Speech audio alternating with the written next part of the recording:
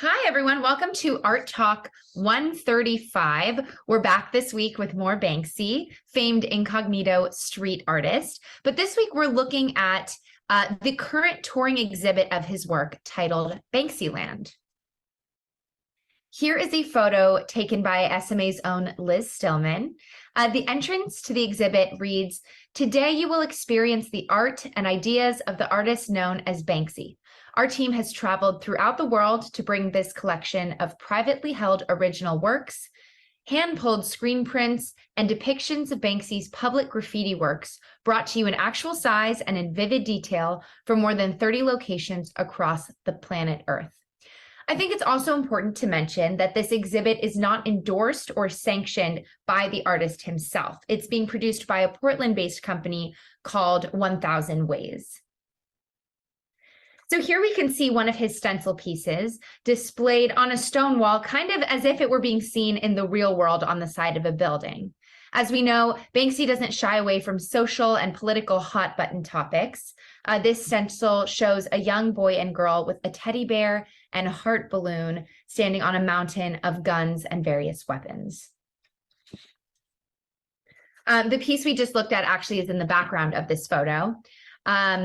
But you can see that the exhibit also includes replicas and reimaginations in 3D of some of his work. This is called Submerged Phone Booth. It was originally done in 2006. It shows a red phone booth, a quintessentially British symbol, rising up from the ground, splitting the cement as it bursts through. And it's really supposed to be a commentary on constant societal change, the uprooting and replacing of the old to forcibly make space for the new. Here is a piece that was reimagined. Elephant in the Room was done at a Banksy event in Los Angeles in 2006. So he actually painted a live Indian elephant in the same pattern as the wallpaper of the room that the event was held in. Of course, Banksyland doesn't have an actual elephant touring the country for this exhibit, but they have created quite a realistic replica. Here's a wall showcasing various prints and murals of his. Everything in the exhibit is claimed to be authenticated by Pest Control, which is Banksy's company/website that's responsible for all authentication and verification. However, I will mention that a criticism of the exhibit is that the authentication of the pieces does remain a bit elusive.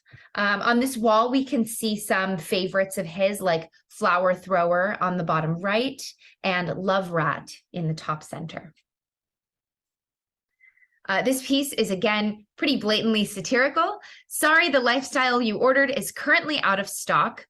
Criticizes consumerism in general, and also the way art collectors might purchase a piece, not because of its artistic qualities, but rather the lifestyle and status that it's meant to represent. Banksy's original piece was actually spray painted over a very aesthetic Damien Hirst mural. And then it's also been done in the black and white iteration that you can see on the right. Now, I will say the issue I take with Banksyland here is that the whole point in this piece is a commentary on aesthetics and status, and Banksyland does choose to portray this slogan as a cute neon sign, maybe assuming and hoping that people would want to take photos and post it, which personally I feel kind of defeats the purpose, but I'll leave that up to your own personal judgment, what you think. Here we have another iteration of Flower Thrower, again, one of his more popular murals. The original one was made in the West Bank in Palestine and features a man throwing a flower bomb over the wall. And as well, we can see on the left, Girl with Balloon, which is another one of his most famous motifs that he started in London in 2002. I love this quote: "People either love me or they hate me, or they really don't care." It just really encapsulates the kind of artist and person that he is. He's caused controversy in the past with his blatant commentary on police, oppression, violence, and other themes, but that's really what makes his work unique and thought-provoking. On the right, the Red Horseman mural is originally in the 19th arrondissement in Paris, but it's a play on a historical painting of Napoleon crossing the Alps on horseback. So overall, the Banksy exhibit has raised moral, ethical, and legal questions. However, the case can be made that we need an exhibit like this because his work is so spread out over the globe that most people wouldn't be able to see his art up close if it weren't for Banksyland. But I'll let you be the judge of that. Banksyland is soon to visit Cleveland, Kansas, Tampa, and others, so you can check and see if it's coming to a city near you. Thanks, everyone.